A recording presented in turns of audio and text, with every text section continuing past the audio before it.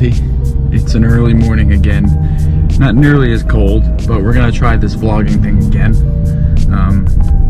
Today's Friday, like I just said, so it was supposed to be bring your rock crawler to work day, but I couldn't bring myself to start it up at 6:45 in the morning.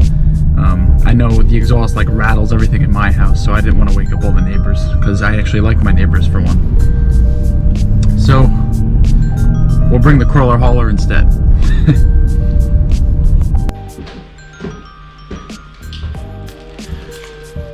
You see, the problem I have with vlogging is that you need to tell a story every day. And I work from 7 a.m. to 5 p.m. just about every day.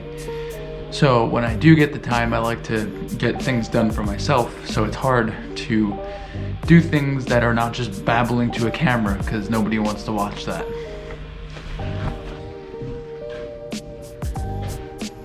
Some people have energy for days, and that's fantastic. More power to them.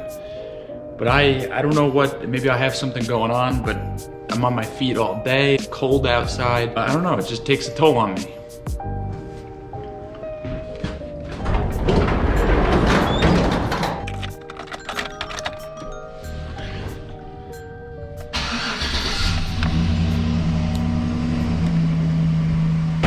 So I definitely want to keep trying to vlog. I think it's fun, it's entertaining. It's cool to see what other people do, to just little life hacks and stuff here and there. But I really need to focus more on my Jeep related stuff, because that's just what I do. When I get time for it, I think it just works out better. I'm more knowledgeable. So I think I just need to stick to my Jeep related stuff. Obviously vlogging is great if I'm going on a wheeling trip or something. I gotta give props, major props, to people who daily vlog or just do stuff every day with their camera, because it's not easy.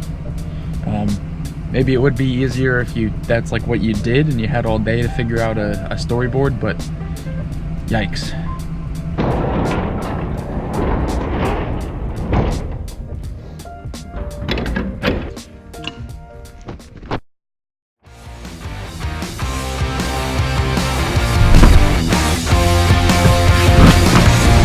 Fortunately today, I was able to get done with my work early and actually come home for lunch, because I have the luxury of doing that. My office is close to my home.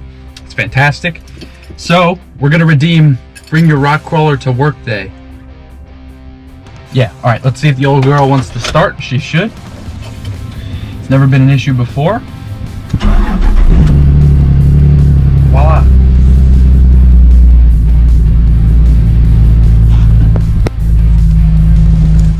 Ever seen a Jeep with no lights on the dash?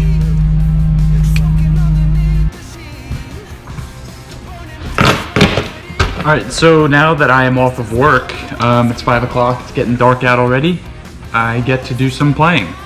It's Friday, so that means I get to be in here for as long as I want. So, going back to what I was saying earlier today, I'm going to insert some clips that I filmed one night over the week. I think it was like Monday night or something. So I'm gonna insert that, and then we're gonna come back to real time. All right, what's going on, guys? I'm in like one of those weird swings where like I just don't have the time. I don't have the time to get stuff done, the stuff that I want to do and make videos and stuff. But like, I do, it's just, maybe it's like a motivation thing, I don't know. I'm just like really tired. Down here at the shop, got a couple things to show you guys. I actually don't even remember the last video that I uploaded. I picked up this Winch, $100. It's a Smitty built XRC8. It's dirty. It's sat on a Jeep for a couple years, but the Jeep was kept inside. So that's really what I came down here for tonight. And then over here, this is a motor-built license plate relocation thing. I got some trail tails to go on. That stuff's later. And then to go along with the rear, this is a Barnes, it's a plate. It's like a flat bumper. Came with some blue D-rings, conveniently painted to match my Jeep.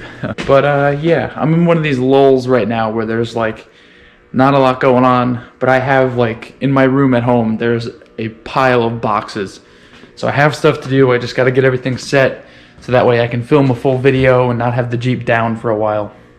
But tonight I'm going to work on the winch. I really want to clean it out. Maybe I'll open up the solenoids and all that and the motor and clean it out. And then I might, if I'm feeling froggy, I might take another shot at this thing, get it running better. But it's ready to go. Just got to find somewhere to ride it because there's like not a lot of places around here. We have like 1 or 2 actual motocross tracks, but I'm not sure if they would allow something like that.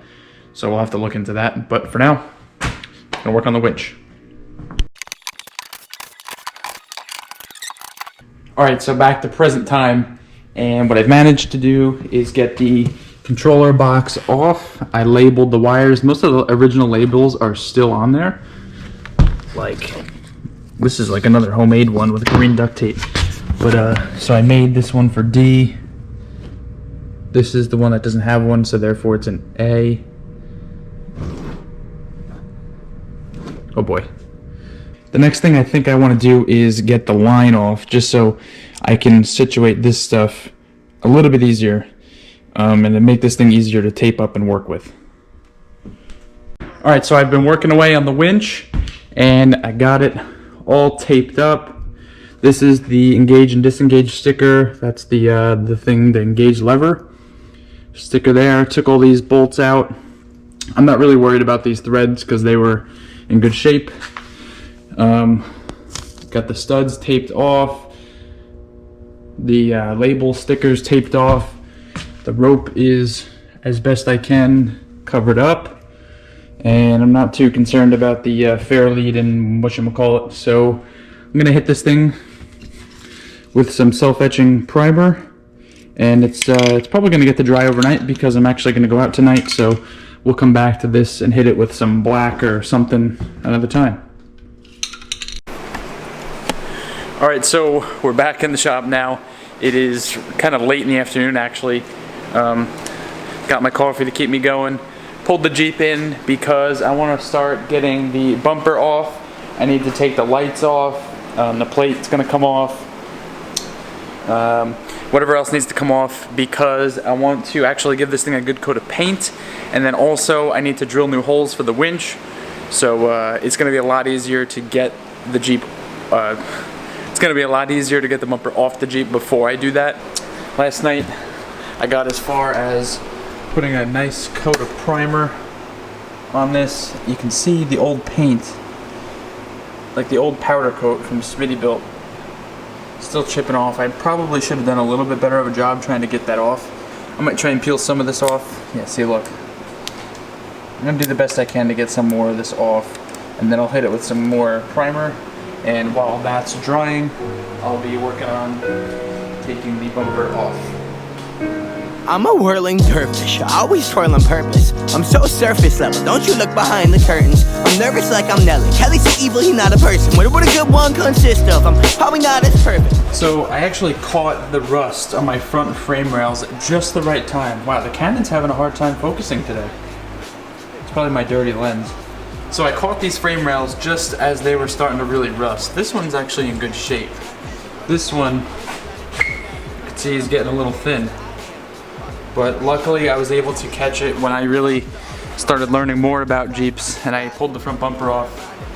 So that's like paper freaking thin. But I have pulled the bumper off a couple times in the past few years, and it hasn't really advanced much. So a lot of people know that I want to stretch the rear of this thing, and I've been kind of thinking about that. It would be cool. So I know people have done the Clayton 5-inch stretch, and it's not really a lot. It seems like a lot on paper, but it doesn't really do much in person. So I wanted to do a 7-inch stretch, and so I was thinking it might be cool to do that 5-inch stretch and then do the TNT flip kit up front to get 3 inches up front, because not only does that give me the wheelbase that I would want, but you can see if this is the 37, as that comes up, it hits the rear fender, especially if I need to turn while this tire is stuffed up in there. So that gives me that sort of clearance, and it would allow me to reinforce these front frame rails If not, replace them and then flip the steering box up. So that's something I'm gonna keep in mind. I don't know how financially possible that swap is. I know the kit itself isn't really too bad, but I don't know what other kind of fabrication needs to go into it. So it's just a cool idea I had in mind. So I'm gonna get back to this. I got 3 coats of primer on this, and I peeled off some more of that the powder coat. So it looks really good now. It's dried a little bit. I'm gonna hit it with Rust-Oleum textured, if that's gonna focus, probably not. But Rust-Oleum textured has always given me good luck. It's on all my bumpers and stuff, it holds up great. So we're gonna hit this with some black.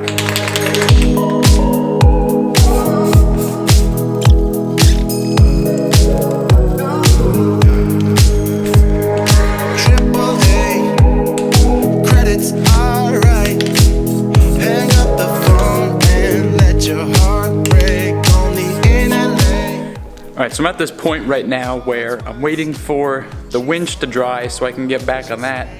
And originally I was going to make a video just about that thing. But now I have all these other things going on and I'm getting confused on where I left off. And I did the brakes and I did the oil change on the dirt bike, and now it's like I'm literally waiting for paint to dry, but I have other things to do, but it's like I don't know if I want to start them because I don't know how to make them make sense with the video that they're going to go in. And these are the struggles with trying to make videos. So give some of these YouTubers a break. This stuff is not easy.